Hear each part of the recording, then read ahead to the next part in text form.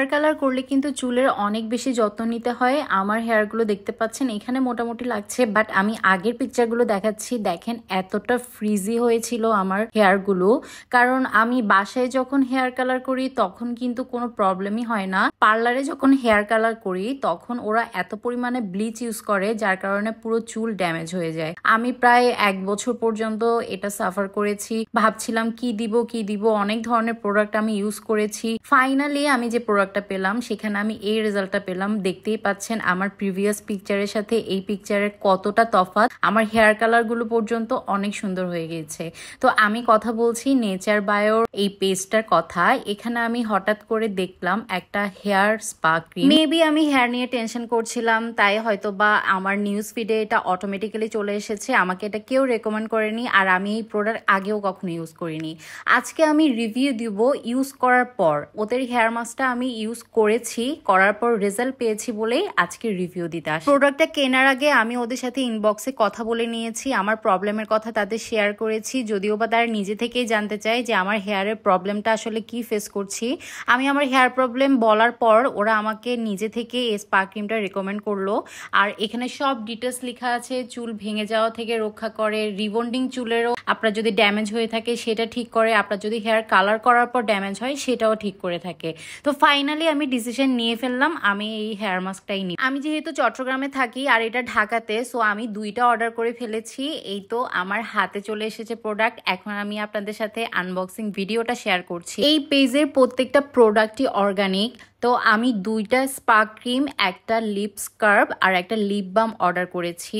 যদিও বা আমি লিপ বাম বা স্কার্বের রিভিউটা আলাদা করে দিব, আজকে শুধুমাত্র আমি হেয়ার স্পা নিয়ে রিভিউ নিব। তো আমি আমার প্যাকেজটা আনপ্যাক করছি। ওদের প্যাকেজিংটা আমার কাছে অনেক ভালো লেগেছে। এটা হচ্ছে সেই লিপ স্কার্বটা। আপনার লিপস যদি পিগমেন্টেশন থাকে বা একটু রাফ হয় তাহলে আপনি স্কার্বটা ইউজ করতে পারেন। আর এরপরে হচ্ছে লিপ বামটা ইউজ করবেন। যদিও বা তারা বলে লিপ স্কার্বটা হচ্ছে আপনি নারিকেল তেল দিয়ে ইউজ করবেন, বাট আমি এটা শুধুমাত্র লিপ বামের সাথে ইউজ করেছি। তো এই যে দেখুন ওদের স্পা ক্রিমের প্যাকেজিংটা, এটা আমার সবচেয়ে বেশি ভালো লাগে। কারণ আমি যেহেতু ক্রাফটের কাজ করি, আমি ওদের এই যে প্যাকেজিংয়ের জিনিসটা এটা আমি ইউজ করতে পারি। তো বোতলটা হচ্ছে ভেতরে আছে। আরেকটা কথা বলে রাখি, আমি আজকের এই ভিডিওতে এটা কিভাবে ইউজ করতে হয় সেটা দেখাবো না, কারণ আপনি যদি তাদের পেজে যান ওখানে সব প্রসিডিওর বলে দেওয়া আছে। সো আমি আলাদা করে সেই ভিডিওটা করলাম না। তো আমি খুলছি ওদের প্যাকেজিংটা। এই যে ভেতরে আছে সেই স্পা ক্রিমটা, যেটা নিয়ে আমি অনেক বেশি হোপফুল ছিলাম। আমরা পেজে ব্র্যান্ডের যে স্পা ক্রিমগুলো দেখে থাকি এটা কিন্তু মোটেও তেমন না। এটা এতটা স্মুথ মিক্সিং না, যেহেতু এটা অর্গানিক।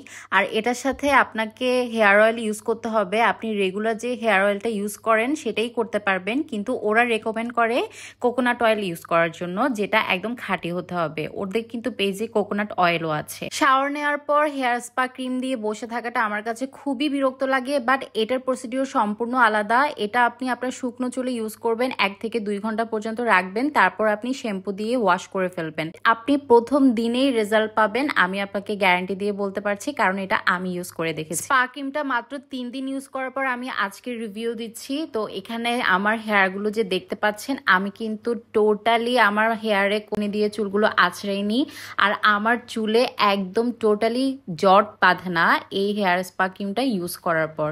তো আমি আপনাদের রেকমেন্ড করব যাদের হেয়ার ড্যামেজ আছে বা আপনারা হেয়ার প্রবলেমে ভুগছেন তারা চাইলে এটা ইউজ করতে পারেন।